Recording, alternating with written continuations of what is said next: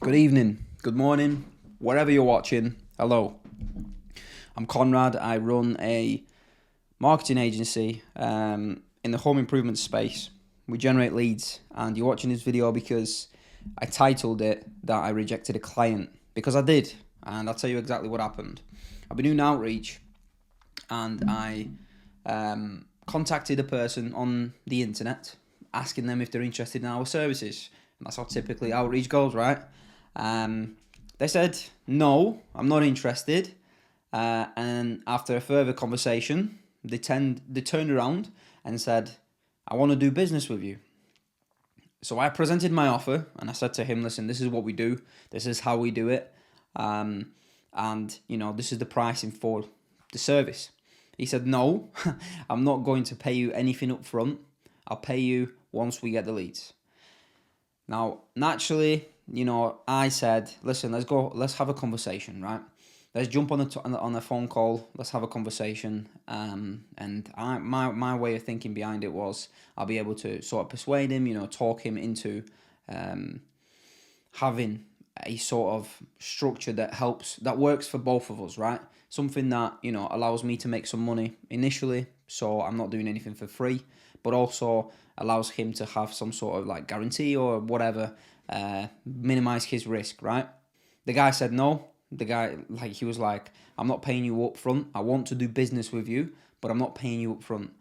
So I naturally just said, right, okay, if that's the way you wanna have a conversation, then I'm not going to take it further. And I think there's a lesson in this, because a lot of us are chasing and wanting clients for our agencies and so on. And you have to realize that some of them are genuinely not going to be worth the fucking battle that you're going to have to face. I guarantee, right, once I would have signed this guy on a pay on results basis or something, where he doesn't pay me anything, no upfront fee, anything like that, no contract. Basically the offer that, I work for you as a bitch. I set everything up. I put all my time and effort into it, get you like proper quality leads. And then I expect you to be honest with me and let me know that you closed this, and this deal. And yeah, it's not going to work, is it? Because you're already getting a red flag at the start. And I'm not a person that jumps into a relationship if I've got a red flag. I'm not, into a friendship. I don't trust somebody. I barely trust anybody. And it is what it is. So that's how I rejected a potential client, right? I might have clickbaited you a little bit, but anyway, to-do lists, because this is fucking important. And if you run a business and you don't do a to-do list, each night you're losing track of your direction and your purpose. Like this shit, on a day-to-day basis, every evening, I finish the day by writing out what I'm going to do the next day. Typically 5 tasks. It's Andy Frisella's power list, like that type of style that I do. It allows me to move the needle every single day. And, it's critical tasks that need to be done. It's not like, I don't know, go for a walk, right? Like, yeah, it'll help, but is it really a critical task? Like, you've got, 16-hour days. Is that really one of your critical tasks? No, it's not. Maybe create a, video sales letter, or reach out to 100 people, or follow up with leads, or have this meeting, or call this person. Those are sort of typically critical tasks that I put on this to-do list that allows me to move my business forward. And that's how it's allowed me to scale from 0 clients at the start of the year to now 4. Hopefully, I'm saying 5 because I'm manifesting this guy that I had a demo with today. I had an absolute grueling of a meeting today with a potential client. This was an hour-long conversation. Like, the Zoom cut out because it was too long. I don't pay for Zoom, like the premium version of it.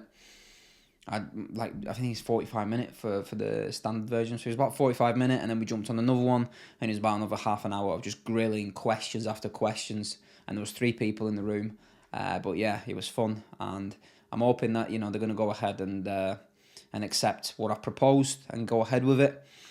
But yeah, to-do lists. I mean, I worked with a guy that ran a business that was turning over around £1 million a year, and the guy didn't do any schedules, no meetings, like calendars.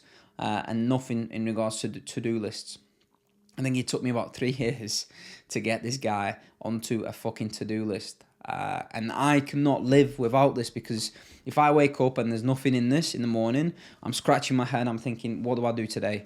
Like, shall I post content? Shall I go do this? Shall I reply to this email? Shall I, do you know what I mean? There's no real direction in regards to what you're going to be doing with your day.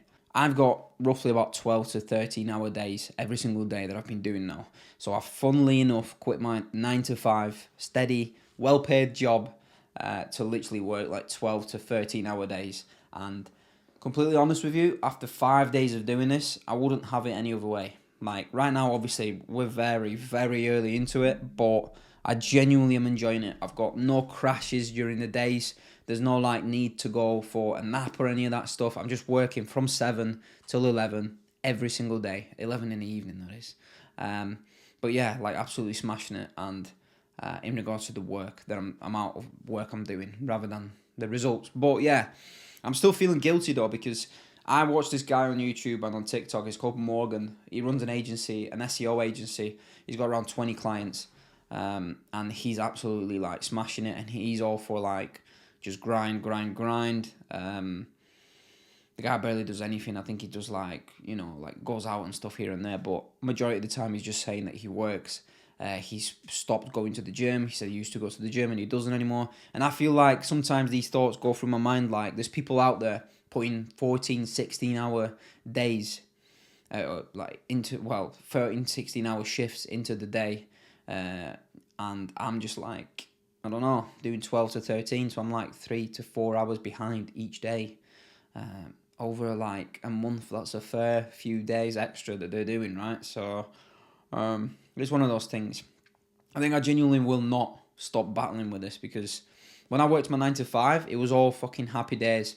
Like I had my job, I had the fitness goals, and then I had my business. And every time my business suffered the most, because obviously I had to go to work and I genuinely needed to for the purpose of just being able to relax, go to the gym and take care of my health.